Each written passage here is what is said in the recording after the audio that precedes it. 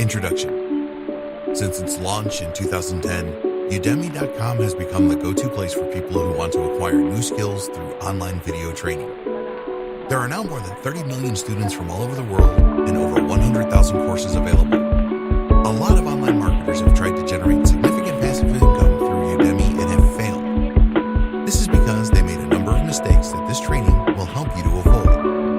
Many Udemy instructors do not sell many of their courses because there is no demand. In this training, you will learn how you can avoid that very costly mistake.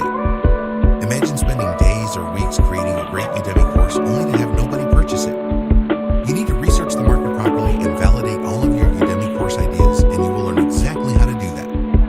Udemy videos must be of the highest quality, so you will see how to create this with the minimum of equipment that will not break the bank.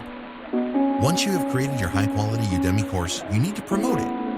Many marketers just let Udemy do this for them, but this is never enough if you want to make serious levels of recurring income.